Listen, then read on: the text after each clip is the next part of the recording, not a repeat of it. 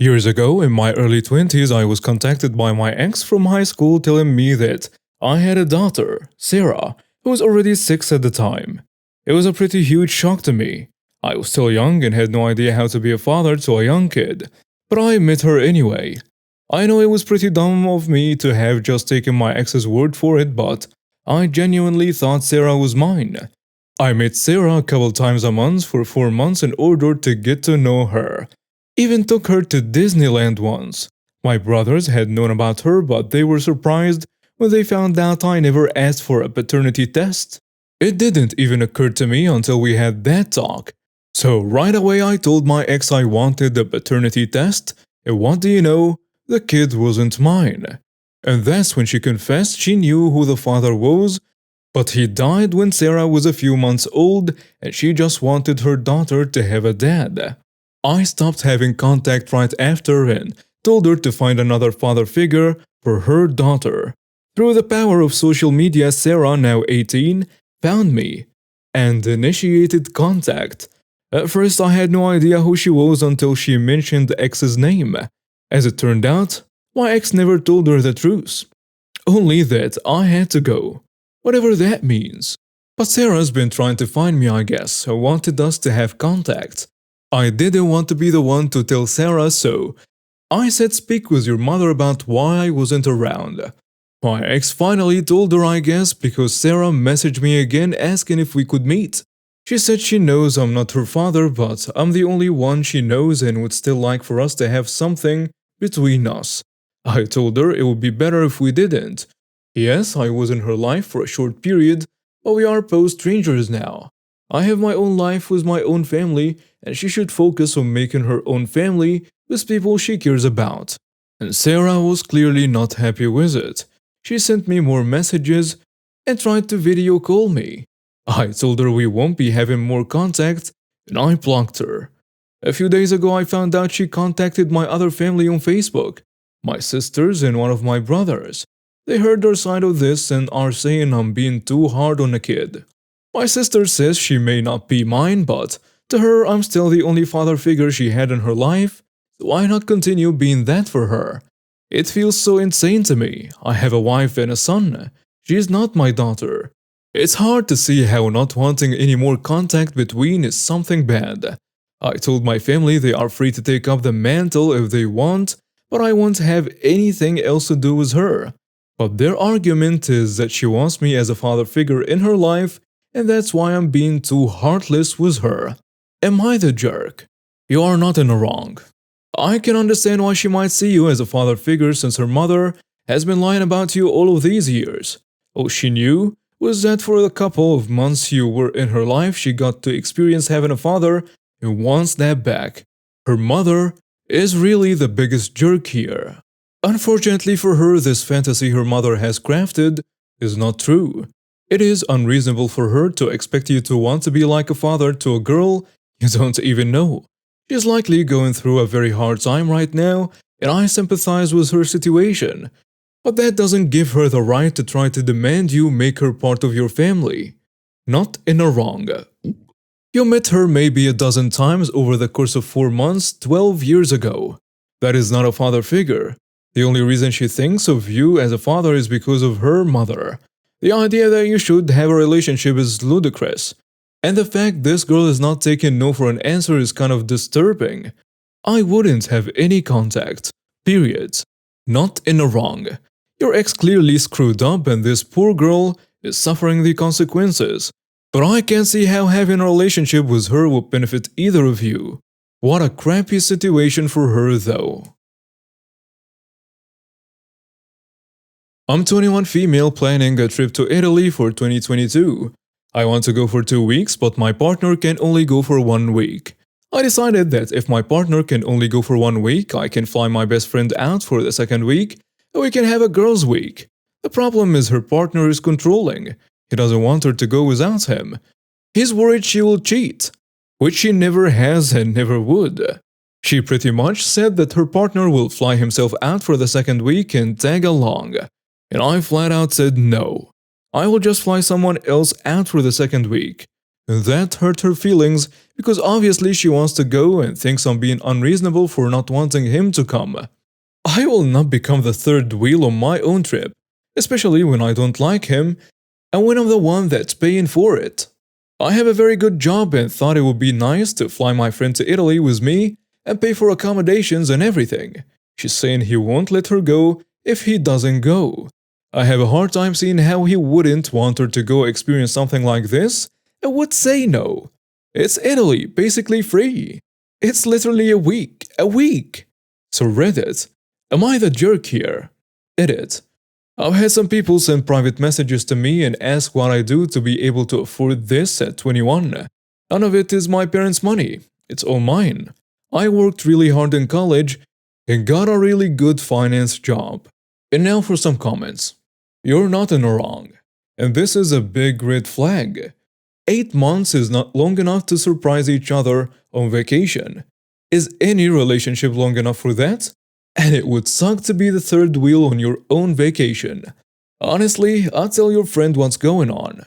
Not in the wrong at all. Who wants to be a third wheel on a couple's holiday? Tell your friend that her boyfriend said this, and that if he's coming, you'll just let the two of them have the trip, and he can pay you for your portion. Say that you like him and don't mind spending time with him, but you're not going on their couple's holiday, so you would rather know now if that's what she wants so you can back out. Not in the wrong. You're completely justified in having this just for the two of you. Friendships are important. I know about being a third wheel, and it quickly becomes tiresome. I have 3 kids, 6, 4 and nearly a year old. When I was pregnant with my youngest, I hired a sitter to pick the other 2 up from school and watch them. We really liked her and appreciated her. My eldest loved her babysitter, but she began to develop a huge attitude. I know one of her friends has a nanny who is basically allowed to pass around with little consequence. We told my daughter that her sitter is in charge and she's to respect her, not demand things of her. A few months ago, the sitter asked my daughter to grab the baby's diaper bag and my daughter sassed back saying, "You can't tell me what to do. I'm the boss of you." The sitter told me that night and I immediately addressed it in front of the sitter. I told my daughter that was not acceptable. She's not the boss of anyone and I took away her TV privilege for a week. It happened again just a month later and I had a much sterner talk with her, taking away more privileges. Both times I made her verbally apologize and write a note of apology to her sitter. The sitter accepted it, but I could tell she was losing patience. I didn't blame her and ended up giving her a raise out of guilt. I also stopped arranging playdates for her and the friend who treated her nanny terribly. They don't go to the same school, so they don't see each other at all anymore. I'll add I did try talking with my daughter calmly and asking why she felt this was okay. She'd say we pay her, I'm her boss, and I said no, that's not true. I said she's hired to take care of her and deserve respect. My daughter would always seem to understand. Well, things came to a head a few weeks ago. My daughter was acting up, the sitter had tried several de-escalation tactics, but finally told her to go have quiet time in her room. My daughter screamed in her face, "I'm the boss of you, I'll get you fired." And the sitter calmly picked up the phone and called me. We have cameras in our house, which she knew about, and told me to come home immediately. Upon arrival, she quit. Nothing I said or did could make her stay, and I understood. I was furious with my daughter and let her have it. She had several things taken away from her, and she didn't do anything remotely fun until recently. This whole thing has left us in a bind. Luckily, the school that my younger 2 go to is open later, so I can pick them up when I get off work. I've been scrambling to find a new sitter, but in the meantime, I got my daughter into an after-school program because there is no more sitter. There is no one to take her to her swim class. She's been complaining that she can't do it anymore, and I told her that it's her own fault. She is why her sitter quit, and until I can find someone new, she won't get to do the fun activities that her sitter took her to. My husband agrees that there is nothing we can do, but thinks I was far too harsh with our daughter. saying she's only 6. Am I the jerk? Well, if she's old enough to understand that y'all pay her and she's her boss, she's old enough to get told it is your fault she left. She was being snotty as hell, and you're saving yourself and husband a lot of trouble dealing with it now. Not in a wrong. You are not in a wrong. Your daughter was out of control, and for a 6-year-old, her punishments were definitely fine. She's out of line completely, and until she gets herself together, most would have pulled her out of swimming entirely because of her nasty behavior. I don't know what her friend setter was going through, but the setter you had was smart. Not in a wrong. I think this is a great example of a direct consequence of her actions for her to see. If she's old enough to be thinking that paying the setter makes her the boss, she's old enough to understand why she can't go swimming. I had yesterday and today off of work and decided to clear out my wardrobe. Ended up with a big bag of jumpers, shirts, and a few pairs of jeans. I called a charity shop yesterday and asked if they were accepting donations. I spoke to a lovely lady who said that her manager will be in tomorrow, which is technically today, and I could bring them in the afternoon. So I headed there around 2 p.m. and walked in the door and said that I had a donation. The lady looked at me and said, "Washed items only. No hello or anything." I replied saying that they were all washed, and she responded with, "Makes a change. Men don't normally know how to work a washing machine." I kind of stood in shock, and she asked if she could take a look. She opened the bag. I had folded them, but I don't have a car, so I had to carry the bag into town, so a few had unraveled. She looked at me and said, "I guess folding them was a step too far, huh?" At this point I got pissed off and just said, "You know what? Leave it. I'm taking them home with me." She mentioned that it's not her working day but came in especially for me and asked why I had wasted her time. I replied stating that had she not been so rude, it wouldn't have been a waste of time. So now I've got a big bag of clothes here and I'm not sure what to do with it. I am not sure whether to take them in any way or swallow my pride as a charity is one that I value greatly. Alternatively, I can see if there is another one who can pick them up. That's the only one in walking distance. Really pissed me off. And now for some comments. Not in the wrong. The majority of the clothes donated to charity are unwashed, unfolded, and full of holes and weird stains.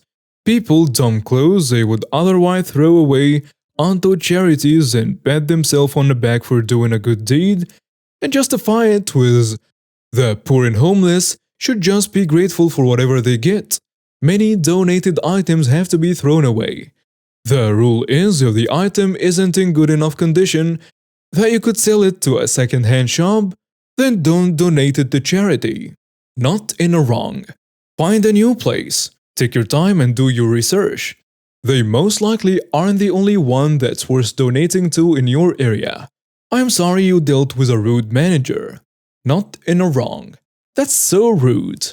You had every right to leave. Try reaching out to your local homeless shelter. The ones near me are always grateful for any donations.